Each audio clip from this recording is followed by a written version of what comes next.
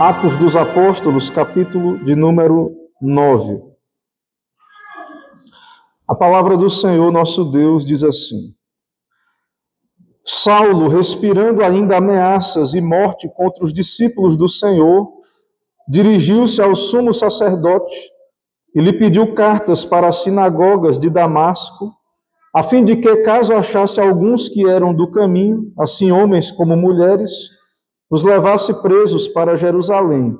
Seguindo ele estrada fora, ao aproximar-se de Damasco, subitamente uma luz do céu brilhou ao seu redor. E caindo por terra, ouviu uma voz que lhe dizia: Saulo, Saulo, por que me persegues? Ele perguntou: Quem és tu, Senhor? E a resposta foi: Eu sou Jesus, a quem tu persegues. Mas levanta-te e entra na cidade, onde te dirão o que te convém fazer. Os seus companheiros de viagem pararam emudecidos, ouvindo a voz, não vendo, contudo, ninguém. Então se levantou Saulo da terra, e abrindo os olhos, nada podia ver. E guiando-o pela mão, levaram-no para Damasco.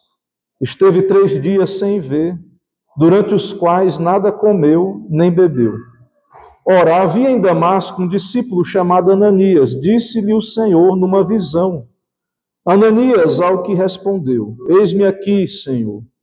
Então o Senhor lhe ordenou: Dispõe-te, vai à rua que se chama Direita, e na casa de Judas procura por Saulo, apelidado de Tarso, pois ele está orando. E viu entrar um homem chamado Ananias, e impor-lhe as mãos, para que recuperasse a vista. Ananias, porém, respondeu: Senhor, de muitos tenho ouvido a respeito desse homem. Quantos males tem feito aos teus santos em Jerusalém? E para que trouxe a autorização dos principais sacerdotes para prender a todos que invocam o teu nome. Mas o Senhor lhe disse: Vai, porque este é para mim um instrumento escolhido, para levar o meu nome perante os gentios e reis, bem como perante os filhos de Israel. Pois eu lhe mostrarei quanto lhe importa sofrer pelo meu nome. Então Ananias foi, e entrando na casa, impôs sobre ele as mãos, dizendo: Saulo, irmão, o Senhor me enviou, a saber, o próprio Jesus que te apareceu no caminho por onde vinhas, para que recuperes a vista e fiques cheio do Espírito Santo. Imediatamente lhe caíram dos olhos como que umas escamas, e tornou a ver. A seguir levantou-se e foi batizado. E depois de ter se alimentado, sentiu-se fortalecido. Então permaneceu em Damasco alguns dias com os discípulos. E logo pregava nas sinagogas a Jesus, afirmando que este é o Filho de Deus. Ora, todos os que o ouviam estavam atônitos e diziam: Não é este o que exterminava em Jerusalém os que invocavam o nome de Jesus? E para que veio precisamente com o fim de o levar amarrados aos principais sacerdotes? Saulo, porém, mais e mais se fortalecia e confundia os judeus que moravam em Damasco, demonstrando que Jesus é o Cristo. Decorrido muitos dias, os judeus deliberaram entre si tirar-lhe a vida. Porém, o plano deles chegou ao conhecimento de Saulo. Dia e noite guardavam também as portas para o matarem. Mas os seus discípulos tomaram-no de noite e, colocando-o num cesto, desceram-no pela muralha. Tendo chegado a Jerusalém, procurou juntar-se com os discípulos todos, porém o temiam, não acreditando que ele fosse discípulo. Mas Barnabé, tomando consigo, levou-os aos apóstolos e contou-lhes como ele vira o Senhor no caminho, e que este lhe falara, e como em Damasco pregara ousadamente em nome de Jesus. Estava com eles em Jerusalém, entrando e saindo, pregando ousadamente em nome do Senhor, falava e discutia com os helenistas, mas eles procuravam tirar-lhe a vida. Tendo, porém, chegado ao conhecimento dos irmãos, levaram-no até Cesareia, e dali o enviaram para Tarso. A igreja, na verdade, tinha paz por toda a Judéia, Galiléia e Samaria, edificando-se e caminhando no temor do Senhor e no conforto do Espírito Santo, crescia em número. Até aí, irmãos. Vamos orar. Senhor, nós te bendizemos, te agradecemos pela tua palavra, por esse relato dos teus feitos na história, nos dá iluminação, nos dá a entender o teu plano eterno, revelado aqui para nós, também que haja aplicações para as nossas vidas aqui hoje, ó Deus. Nos abençoa, dá-nos o teu Espírito com a palavra, assim oramos, pedimos em nome de Jesus. Amém. Meus irmãos, a salvação pertence ao Senhor. É isso que nós vemos ao abrirmos as Escrituras, lermos as Escrituras. A Bíblia revela uma salvação que provém de Deus, que vem de Deus a nós, e que, segundo a palavra de Deus, a salvação esteve planejada no conselho eterno de Deus. Porque Deus é um Deus eterno, é um Deus soberano, e Ele, então, faz tudo conforme o conselho da sua vontade. Talvez não haja nenhum outro texto como esse que estamos diante de nós que revele tanto a glória de Deus na salvação de pecadores. Esse texto narra a conversão do apóstolo Paulo, que é uma conversão importantíssima na história da igreja, uma conversão decisiva. Paulo, grande apóstolo aos gentios, nós sabemos, escreveu várias cartas do Novo Testamento. Então é uma conversão extraordinária, importantíssima. E também aqui nós temos uma descrição da vida de Paulo antes da sua conversão. E como aconteceu a conversão e também o que aconteceu depois da sua conversão. Irmãos, diante disso, irei tratar desta passagem a partir do seguinte tema: Saulo, de perseguidor a propagador do Evangelho. Saulo, de perseguidor a propagador do Evangelho. Em primeiro lugar, nós vamos ver o ímpio zelo de Paulo contra Jesus Cristo. O ímpio zelo de Paulo contra Jesus Cristo. Isso está aí do verso 1 a 3. O texto vai nos mostrar quem era Paulo ou Saulo antes da sua conversão. Está aí no capítulo 9, de 1 a 3. O texto diz que Paulo respirava ameaças contra os discípulos e que pediu cartas às autoridades para, então, ir em busca dos discípulos. Então, este é o modo de pensar e agir de Saulo. Ele é ímpio, ele não é convertido. Precisamos, então, olhar para essas atitudes de Saulo e compreendê-las à luz da sua natureza corrompida, pecaminosa. Também ele era um fariseu, discípulo de Gamaliel, ele é natural de Tarso, recebeu instruções aos pés de Gamaliel, era um fariseu, um judeu zeloso, e Saulo, então, ele tem uma forte oposição à mensagem do Evangelho, à mensagem cristã, a salvação de Cristo Jesus, porque essa mensagem vai contra a sua religião farisaica, ao ponto de Paulo, então, isso deixar Paulo transtornado, irado, como vemos aí na descrição que o texto nos dá dele, então, buscar perseguir os crentes em locais distantes, pedir cartas para, então, perseguir os crentes, ou seja, uma fúria desmedida, um ódio, desejos de morte, contra estes que ele considerava uma seita, a nova seita chamada do Caminho. Nesse ponto, Saulo, então, ele não segue o mesmo curso de ação do seu mestre Gamaliel. Nós vimos numa passagem anterior de Atos que Gamaliel disse para o Sinédrio: deixa esses homens aí, porque se essa obra não for de Deus, ela vai, por ela mesma, deixar de existir, vai, como outros motins, outras revoltas, e se é de Deus, não tem nada que possamos fazer. Saulo, ele não segue essa linha. Então, Gamaliel ele segue mais uma perspectiva da soberania de Deus e não quer se envolver da perspectiva da responsabilidade humana, mas Paulo não, ele está furioso, existem cobiças desenfreadas no seu coração, ira, animosidade, desejos de morte contra a igreja do Senhor. Mas, irmãos, o pecado, isso você vai encontrar nas Escrituras em geral. O pecado, na verdade, o pecado social contra o próximo, o pecado de Paulo contra a igreja, na verdade revela que tem alguma coisa errada na religião de Paulo. Tem alguma coisa errada entre Paulo e Deus, por mais que ele seja religioso. Por mais que ele seja uma pessoa zelosa da sua fé, da sua religião. Dessa maneira, nós vemos que essas cobiças e afeições revelam, e o texto vai mostrar isso, que, na verdade, Paulo tem um problema com o Deus verdadeiro, com Cristo. Ele persegue Cristo.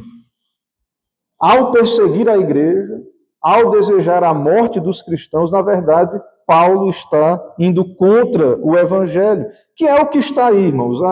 O mundo ímpio, o problema das pessoas com a lei, com amor ao próximo, o problema social, revela que tem algo errado com relação a Deus, mesmo que as pessoas sejam religiosas. É o caso aqui na vida do apóstolo Paulo. Ao ponto de Paulo, ele, como falamos já, não ficou restrito a Jerusalém, mas ele quer perseguir a igreja por toda parte. Houve uma dispersão da igreja. Talvez ele estava preocupado com o crescimento da igreja, porque a igreja chegando a estes locais, como Damasco e outras cidades, haveria sim uma possibilidade da igreja crescer cada vez mais. Então Paulo se dispõe e ele vai a Damasco, a capital da Síria. Província romana, 5 dias de viagem a pé, 240 quilômetros, uma cidade que era rota de caravanas, e então o apóstolo Paulo ele vai naquela direção. Ele vai em busca da igreja, caçar a igreja, os crentes. Ele vai então com fúria, com ira, ele deseja então prender os crentes, talvez purificar as sinagogas, porque sabia ele que haviam cristãos ali também no seu meio. Então, o primeiro ponto que estamos tratando aí do nosso argumento, e que vemos aí do verso 1 a 3, é esse zelo de Saulo contra Cristo. Na verdade, o problema dele contra a igreja, contra o próximo, revela o seu pecado, a sua rebelião, o seu ódio a Cristo. Então, não adianta religiosidade, não importa a religiosidade das pessoas. Perseguir a igreja é uma evidência de que algo não está bem entre essa pessoa e Deus. Nós devemos amar a igreja, amar a comunhão dos santos, orar pela igreja, e devemos ter cuidado com esse tipo de evidência, né? Óbvio que na vida de Paulo ele não é crente, ele não é convertido, ele tem um problema com Deus. O segundo ponto, irmãos, aqui do argumento é o dia da glória de Cristo sobre a sua alma. Sabemos que esse não convertido, Saulo, é um eleito, nós já temos toda a Bíblia. Deus, então, vai salvar esse pecador, e teve um dia determinado pelo Senhor para a sua conversão, o dia da glória de Cristo sobre a sua alma, o dia que a glória de Cristo resplandeceu sobre o apóstolo Paulo.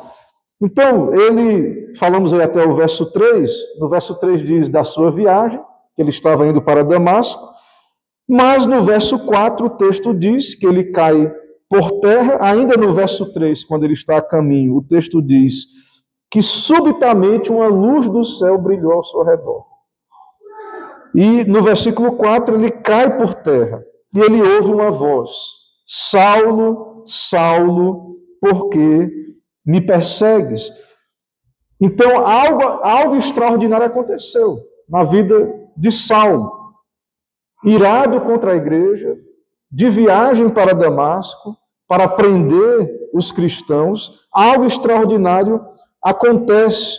Uma glória, uma luz brilha ao seu redor, E, de fato, nós sabemos, e o texto é muito claro, porque Cristo fala com ele aí, Saulo, Saulo, por que me persegues?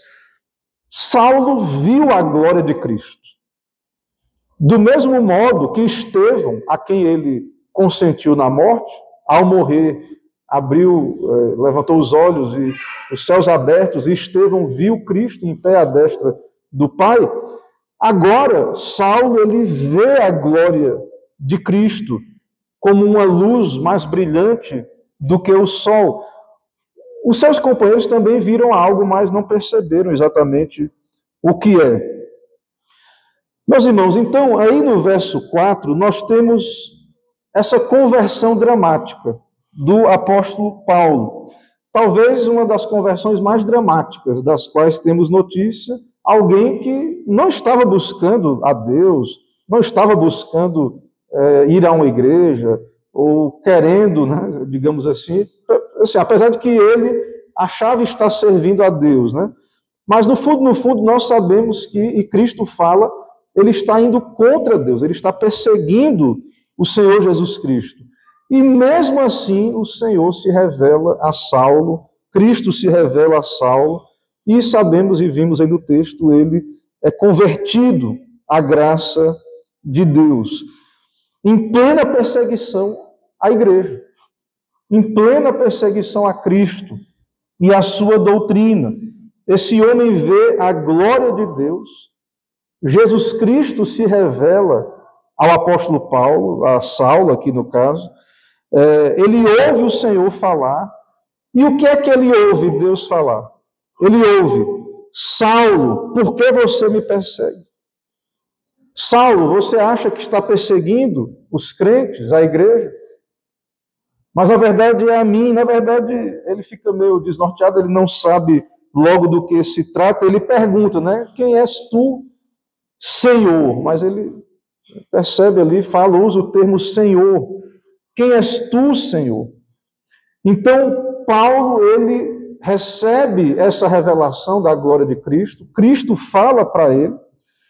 E ele, então, é confrontado com a realidade de que ele está perseguindo o próprio Cristo. Ao perseguir a igreja, ao perseguir a noiva de Cristo, o corpo de Cristo, ele está perseguindo Cristo. É interessante essa relação que Cristo faz aqui entre a igreja e o próprio Cristo, porque existe uma doutrina, e que o apóstolo Paulo trata muito dessa doutrina nas suas cartas, que é uma doutrina que nós conhecemos na teologia como união mística entre o crente e Cristo. Então, quando você ouve o Evangelho e o Espírito Santo lhe convence do pecado e você se arrepende pela graça de Deus e crê, há uma operação no coração do pecador, ele é regenerado e ele recebe o Espírito Santo e o pecador é unido a Cristo. Há uma união mística. E a linguagem da Bíblia é que nós morremos com Cristo, ressuscitamos com Cristo, estamos assentados nos lugares celestiais em Cristo.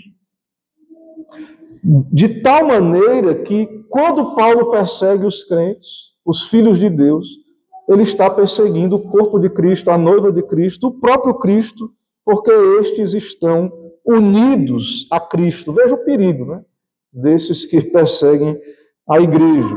Então, há essa união mística, há essa união do crente com Cristo. Essa doutrina é exemplificada aqui na prática, essa doutrina da união mística.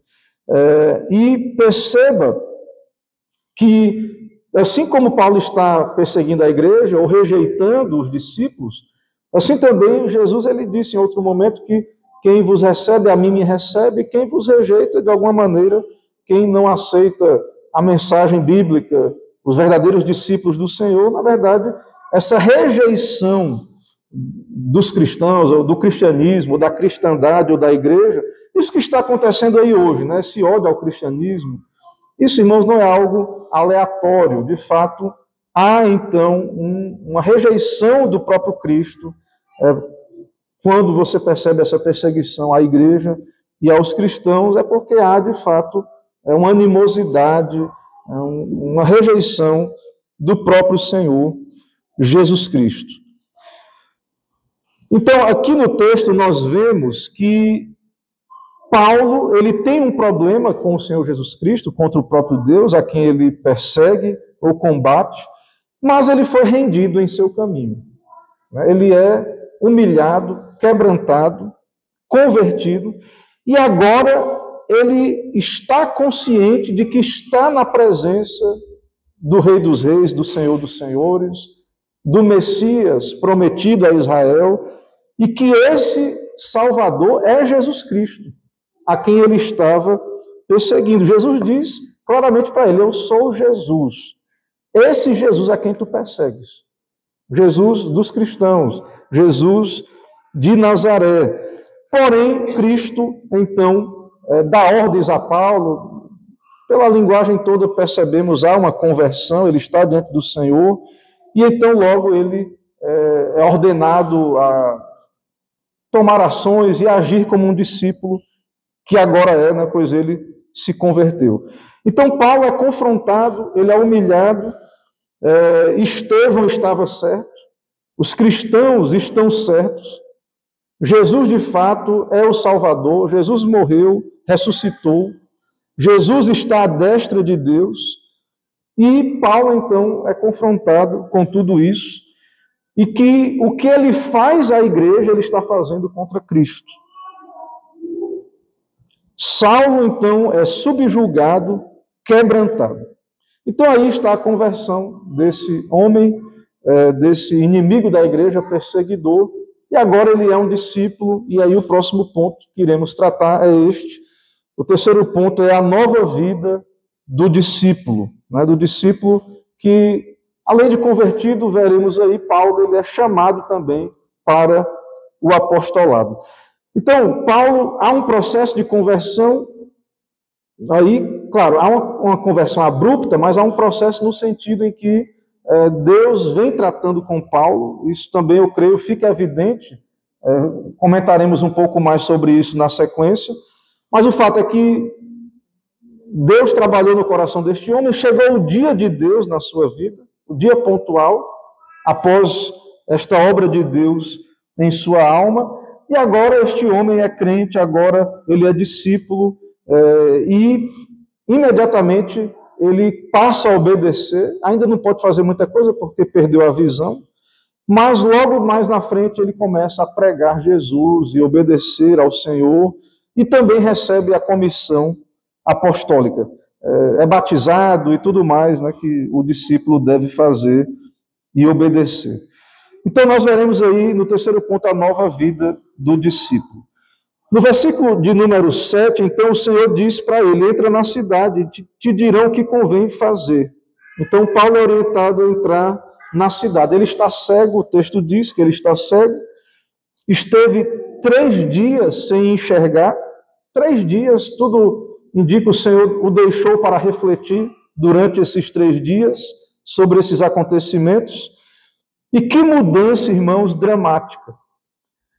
Tudo indica os seus companheiros, então, voltaram para Jerusalém, os que o acompanharam, e ele teve que ficar ali, cego. E o texto diz que ele estava orando. Então, Paulo, orando, jejuando, 3 dias cego. Antes ele achava que via, mas era cego. Agora ele viu Cristo, e agora ele enxerga, mas está fisicamente cego. E em tudo isso, o Senhor está tratando com o seu servo. Ele precisava passar por esse momento. E o Senhor, então, envia um outro discípulo, chamado Ananias, para batizá-lo e também, através desse discípulo, fazer ele recobrar a vista.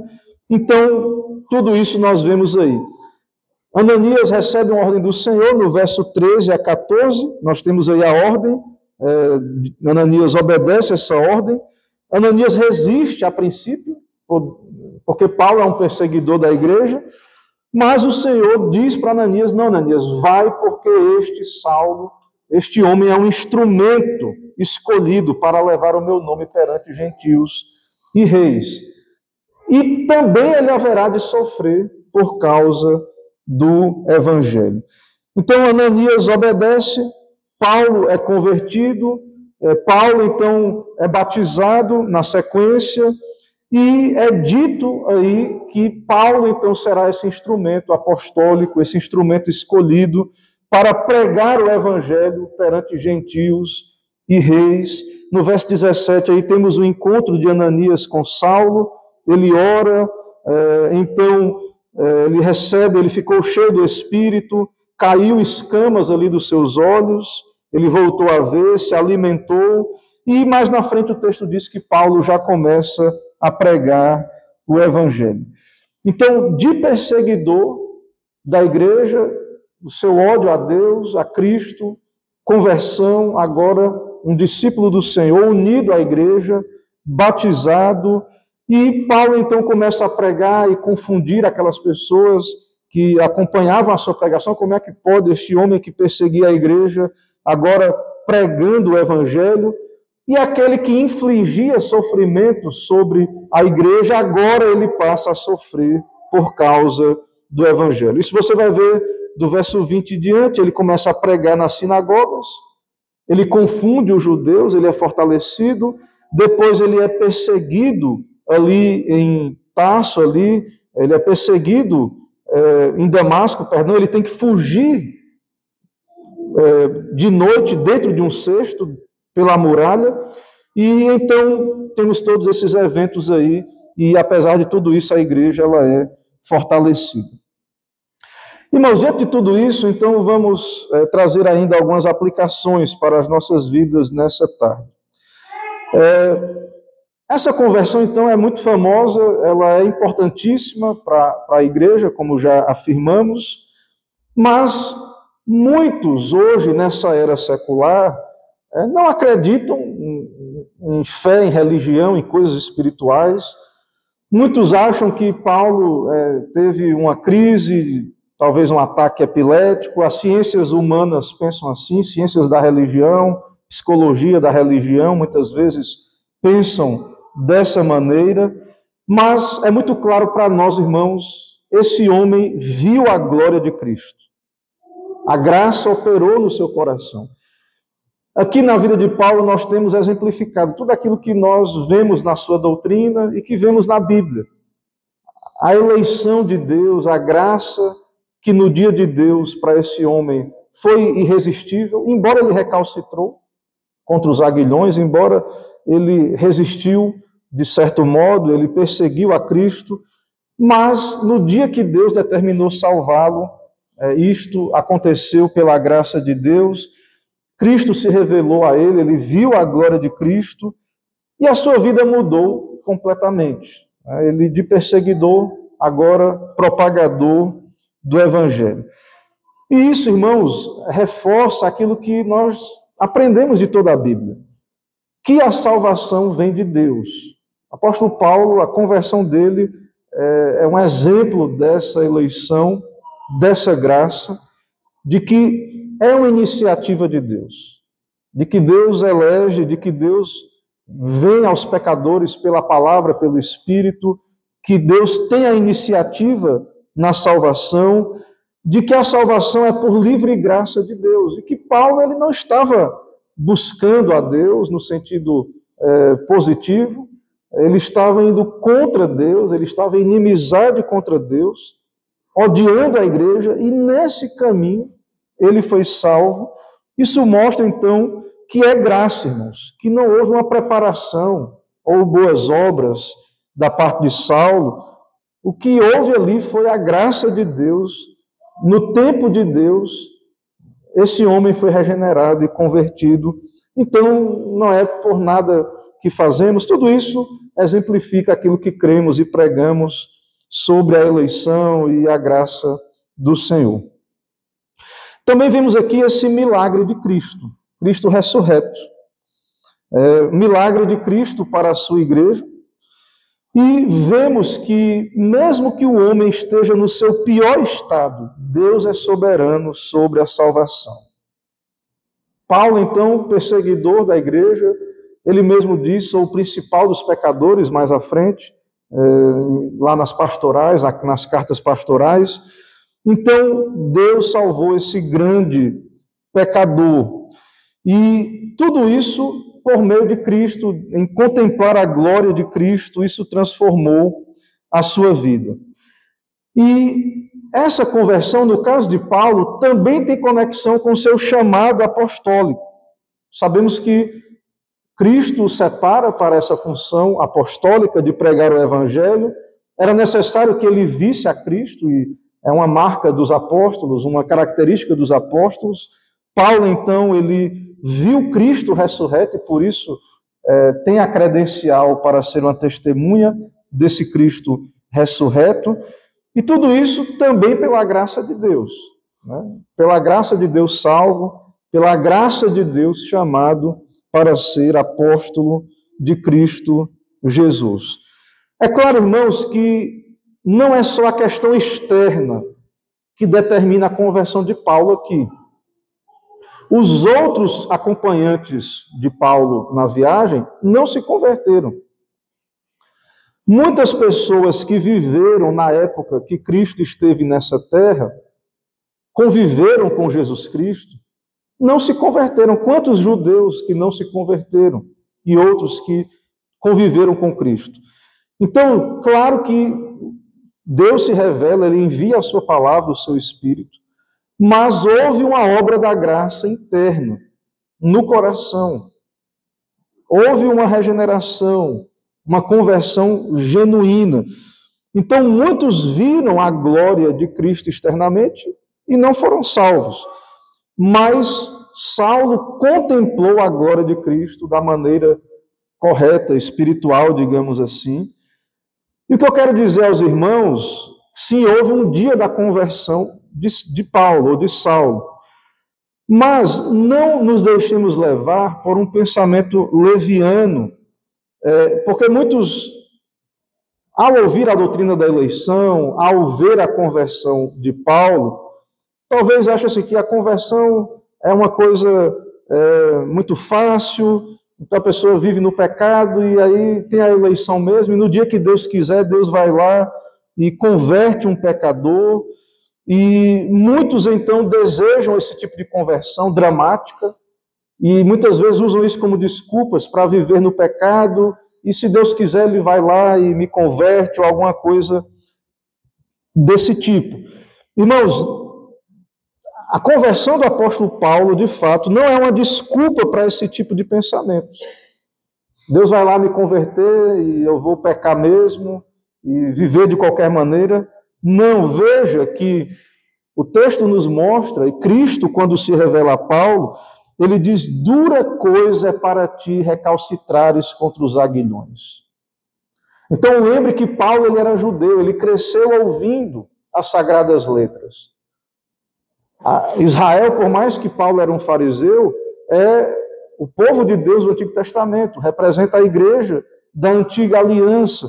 E Paulo ele cresceu ouvindo a lei, e o texto diz, Jesus diz a ele que ele estava recalcitrando contra os aguilhões. Se você ler depois com detalhe, lá em Romanos capítulo 7, você vai perceber que Paulo diz que um mandamento da lei o matou, que foi o 10º mandamento: não cobiçarás. Então, quando você lê a Bíblia e à luz de outras passagens, você vai perceber que Paulo ele passou por uma experiência, sim, interna. Claro que o que vemos aqui foi o dia da conversão, esse evento abrupto, mas Cristo fala para ele: dura coisa para ti recalcitrares contra os aguilhões. Então, nós não sabemos o tempo que Deus estava tratando com Paulo, o Espírito Santo tratando com esse homem. Claro, finalmente ele se converteu. Finalmente houve o dia da sua conversão. Mas quantos anos Paulo não ouviu a palavra, o ensino do Antigo Testamento, as doutrinas ali que eram ensinadas na nação de Israel? E quantos pecadores não têm ouvido a pregação? Por quantos anos que Deus tem talvez tratado com um pecador e ele muitas vezes, por desculpas, ou até mesmo usando algumas doutrinas da eleição, e muitas vezes não há uma conversão genuína e que o pecador muitas vezes recalcitra contra os aguilhões. É claro, irmãos, que há um sentido em que a graça, finalmente, ela é irresistível. É isso que é a doutrina da eleição, é o que vemos aqui no texto. No dia que era para Paulo, de fato, nascer de novo, no dia que Deus planejou no seu decreto, sim, houve a sua conversão, a sua regeneração, mas isso não quer dizer que até lá não houve um recalcitrar, lutas espirituais, resistir, perseguir. Então, a mesma coisa acontece muitas vezes, e isso, com outras evidências em outras partes da Bíblia, nos mostra que a conversão não é uma coisa assim tão, aparentemente, como alguns querem crer, tão simples assim, e alguns até usando como exemplo a conversão do apóstolo Paulo, e nós então devemos ter cuidado com isso, né? Devemos ter cuidado. Deus está tratando com os pecadores, Deus envia a sua palavra, então todos aqueles que, os não convertidos que têm ouvido a pregação, Deus está dando oportunidade, Deus está tratando, chamando estes pecadores à conversão, e não é sábio esperar um evento dramático ou usar como exemplo a conversão de Paulo, porque Deus, de fato, ele já está tratando com o pecador quando ele está ouvindo a pregação e recebendo instrução e iluminação do Espírito Santo para que se arrependa e creia no Evangelho. Claro que, finalmente, quando Deus deseja converter uma alma segundo o seu plano, ele tem vários meios para cumprir esse propósito, ainda que o pecador resista, e finalmente Deus converterá os seus pela graça. É o caso de Paulo, é o caso do apóstolo Paulo. Volto a dizer, não quer dizer que vai ser fácil, que o pecador não resista, e não quer dizer que Paulo não resistiu e que foi algo simples e imediato. Então, fica esse alerta. E uma última aplicação para nós irmãos, nós devemos sim dar boas-vindas a todos os verdadeiros convertidos, independente de quão pecadores eram, o seu estado antes da conversão, independente do seu estado antes da conversão. Porque, veja, esse homem era inimigo da igreja, o próprio Ananias disse, Senhor, ele assola a igreja, persegue. Depois, em Jerusalém, os discípulos também têm medo de Saulo. Barnabé é usado ali para poder esclarecer a situação de que agora sim ele é um homem convertido. E a igreja, então, nós, o povo de Deus, não devemos ter cuidado para não colocarmos barreiras para receber os pecadores na comunhão, aqueles que se arrependem. Eles são, pela graça de Deus, convertidos, unidos a Cristo, e também é necessário que sejam unidos à igreja visível, é necessário que sejam batizados e façam parte da igreja. Então, meus irmãos, nós devemos confiar na graça de Deus, pregar o Evangelho, saber que Deus tem os seus e os irá converter, e que o próximo passo é que sejam discípulos, é que sejam unidos à igreja, é que façam parte, sim, da comunhão dos santos, e nós devemos receber. É claro que houve grandes evidências da conversão desse homem, há sinais de uma conversão genuína. Antes perseguidor, agora ele passou a pregar e propagar o Evangelho, com o risco da sua própria vida. Então, claro que aqueles que se convertem, que professam a fé, que se unem à igreja, sim, há uma expectativa de que haja uma nova obediência e que haja evidências de uma conversão.